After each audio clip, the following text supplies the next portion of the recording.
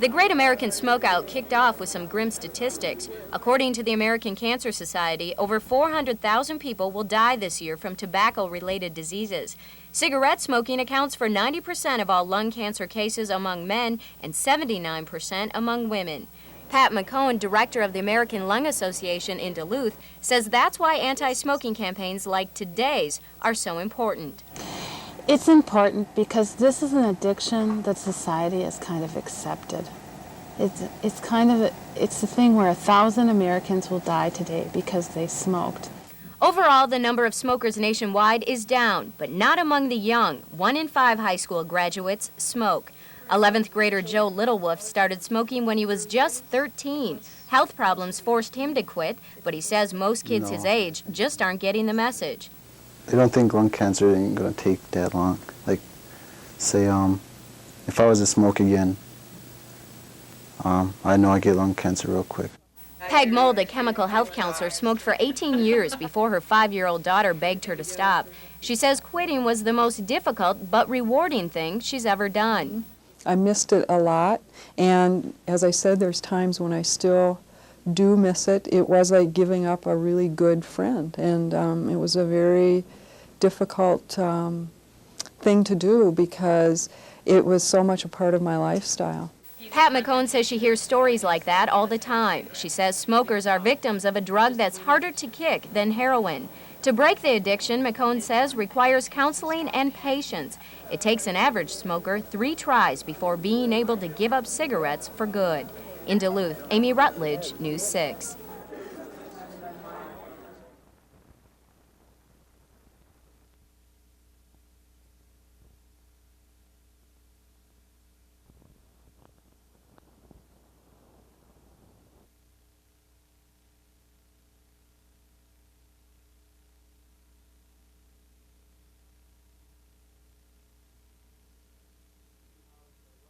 Could be housed around the current library, but there would be expanded space. Easily, and David Stock also became members. Well, tonight is the initial reading of the resolution that will move the school district ahead to go ahead and face what we have to do with remodeling of the schools. The importance of it is it's a legal step that we must go through. Quality of education that our children will receive. We, as a committee, has decided, in fact, that was in 90, Cooper, And large group instruction, and upgrade technology and provide for future technologies. Many of our older buildings are lacking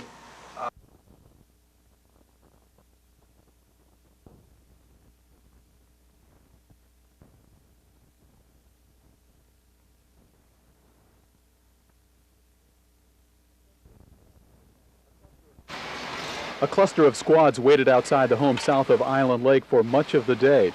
Inside, the body of 31-year-old Wayne Shellhahn lay, dead of a 12-gauge shotgun blast to the body. Shellhahn's roommate, 47-year-old John Thompson, was expected to be charged with second-degree murder. The 911 dispatcher received a call shortly before 1 this morning from a man who said he had shot his roommate. When sheriff's deputies arrived here, they found that man and the body of 31-year-old Wayne Shellhahn. Thompson had walked to a neighbor's house to call police. The motive is still under investigation, and we haven't gotten all of the facts yet, so we do not know what caused the incident. Thompson was first taken to the hospital to be treated for cuts and abrasions. Then he was taken to the St. Louis County Jail. A special team of state investigators arrived late today to begin piecing together details of what happened. A search is continuing for people believed to have been there at the time of the shooting. We do not consider those people suspects. However, we would like to talk to them because they may have some information that is going to help us piece together exactly what did happen and perhaps a motive for the shooting. At the nearby Gnesen store, neighbors describe both as quiet men who liked their beer. Neither were known to have a job, although Thompson had worked recently at a nearby bar. The two had recently built a second house on the site and had reportedly had some type of housewarming party Monday night. Investigators remain on the scene at this hour, where they are expected to stay for much of the night. In Gnesen Township, Dave Jench, News 6.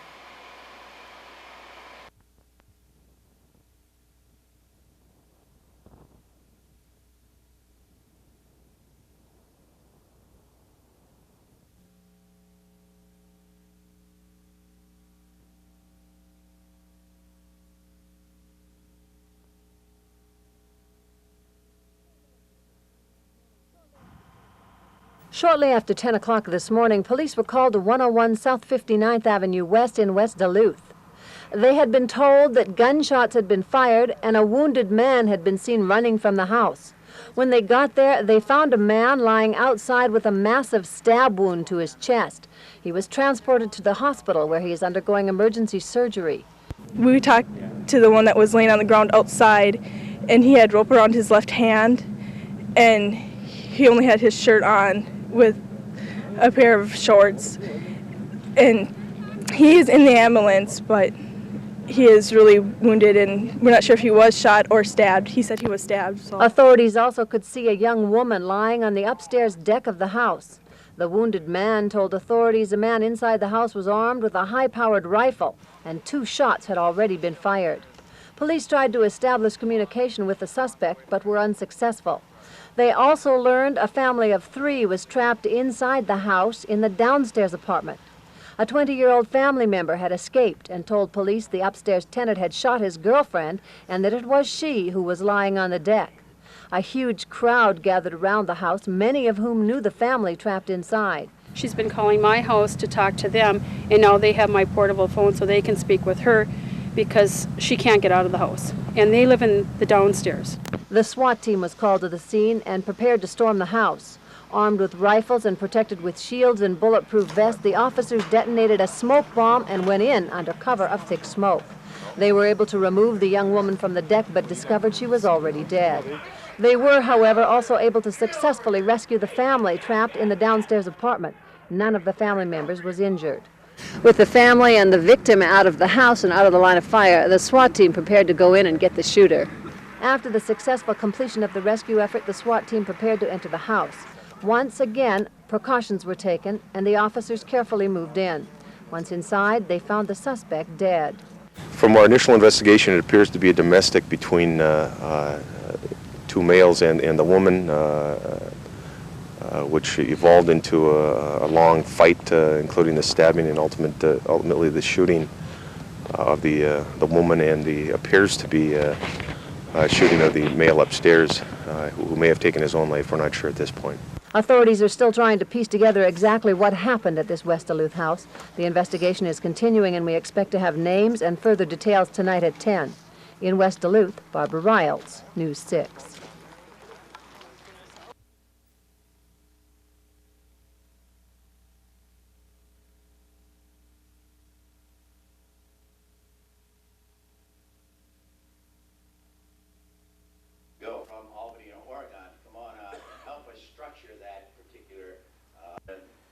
Ron to get up here now and completed a spreadsheet on some DRI analysis that's also in the paperback. And that the taconite industry is really the backbone of our economy in northeastern Minnesota.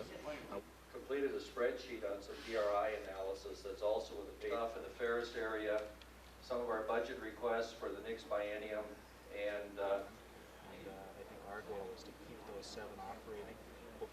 To try to prevent imports of steel into our country, try to prevent import of ore into our country, much of which is coming in below cost. It's subsidized by governments in other countries.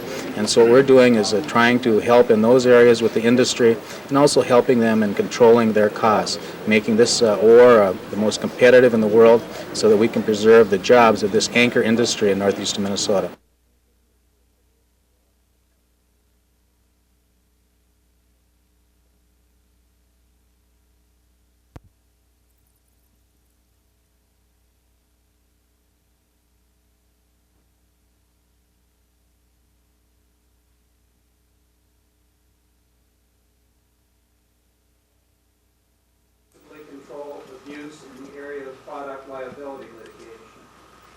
Bringing about an improved regime for world trade to facilitate current levels of commerce is no easy task. Brazilian iron ore, in which pursued the case vigorously with Armco, has a long-standing commercial relationship with a Brazilian company. 4 million to 4 million tons annually. This is this question about the consequences of all-out trade in the business and by foreign governments. We ask Senator competitive in costs and quality. And second, we must be vigilant. Pellet consumption will not allow us to provide the necessary tonnage alone. The available information indicates that nearly every producer in the United States can provide pellets at costs below Evolus' total cost of production. Further damaging this difficult situation is the excess pellet capacity in all of North America. Under these conditions, producers are forced to market pellets on a spot basis at prices just above incremental production cost.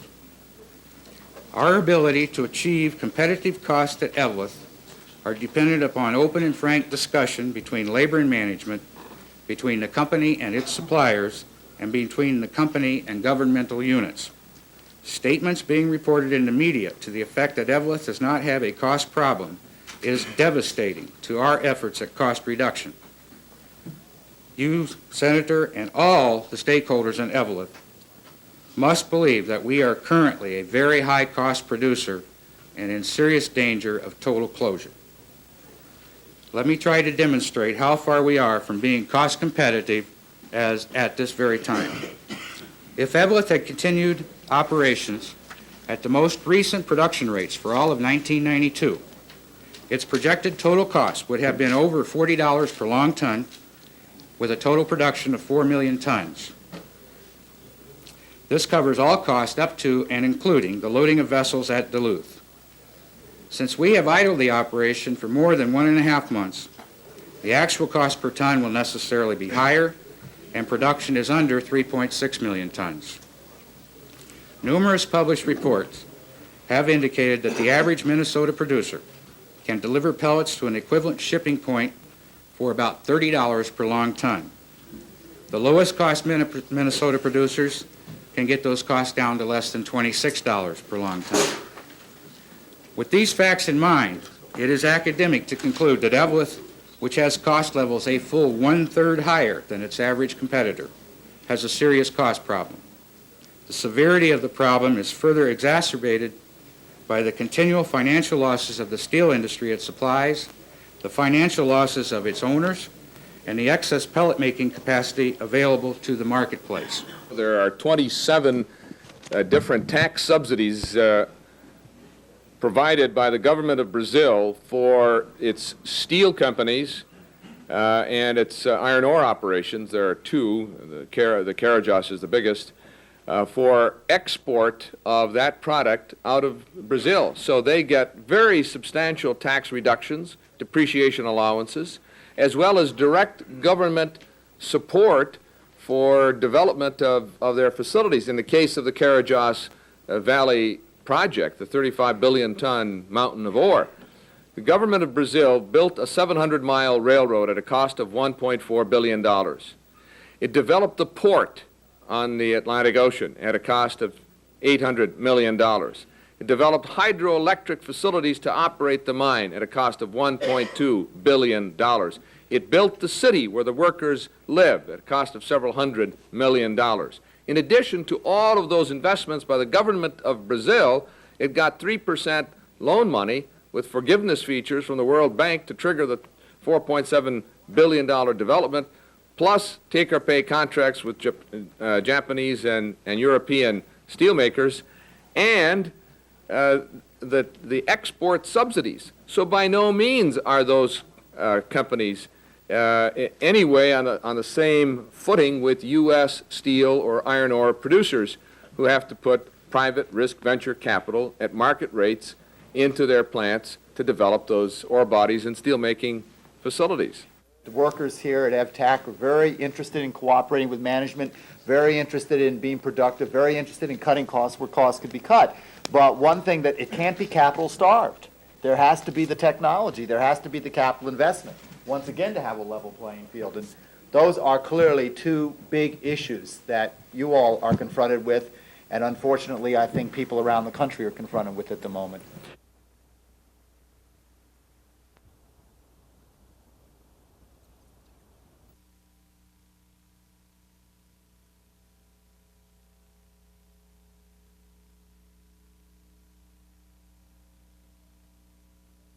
I've talked to groups of nurses around the country, and I have had one of my goals, because I feel that it's this hard to change, and I really, over the years, and I've had opportunities to. The emphasis has been on the time after the diagnosis is already period. I've come to believe that this is... Most diagnoses are actually based on the interview rather than on medical tests. And even for them to know what kind of medical tests to run, they need to get the right information from the patient, and they need to develop that rapport with the patient.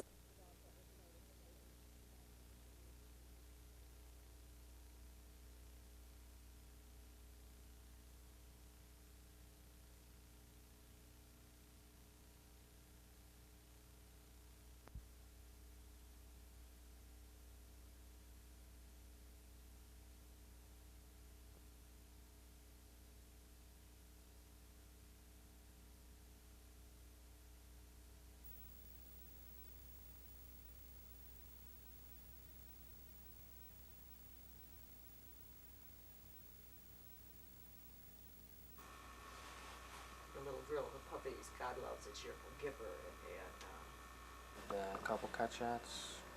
Okay. Curtain pull behind there? No, that's fine. Yeah, I wonder if they got it.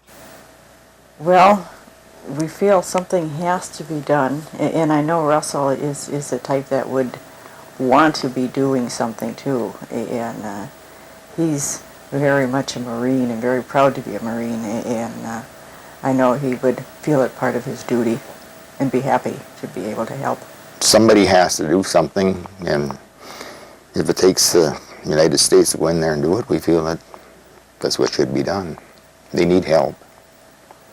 There's no question about that. So.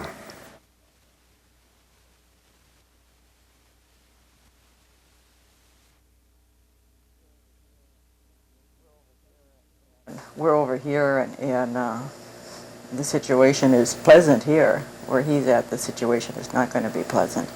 The scenes he'll be seeing aren't going to be pleasant, and I think the fact having a son and then seeing these starving children would make an impression on anybody.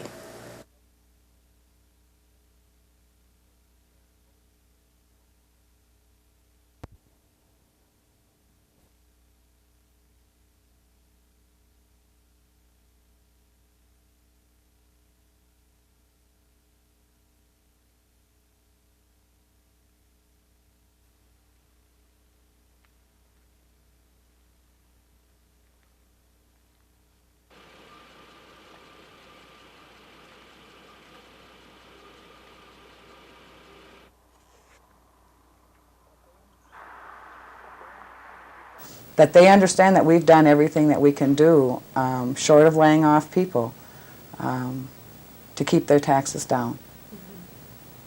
And hopefully they won't be too crabby.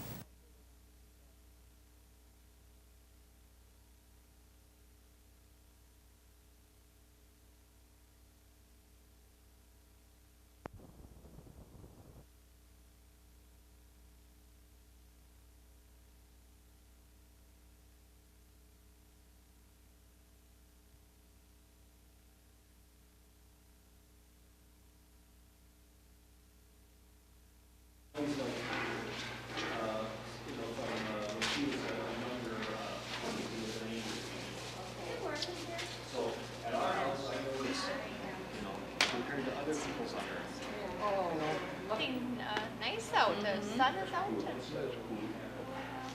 For December, I guess it's not. At your rate, 14 there.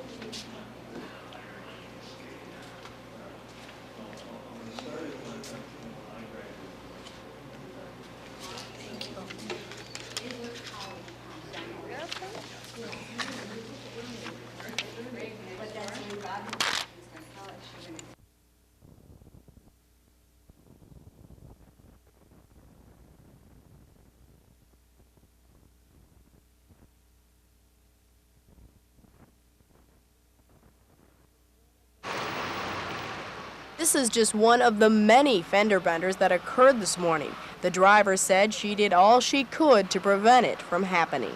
I was coming down the hill and I noticed there was an accident up ahead, and I started to slow down 2 blocks ahead, and it still wasn't enough time, and I slipped into this gentleman's bumper. Well, I was wondering if I was going to take this gentleman's truck down a Superior into the lake with me. It was kind of scary, even though I was going really slow at the time. was obviously too fast under the conditions. Towing services were backed up all day, starting at 6 a.m. It's kind of like the city got caught off guard. No sand trucks whatsoever. As you can see, First Street right now, you can skate up and down it. It's ridiculous. We can't even move the truck.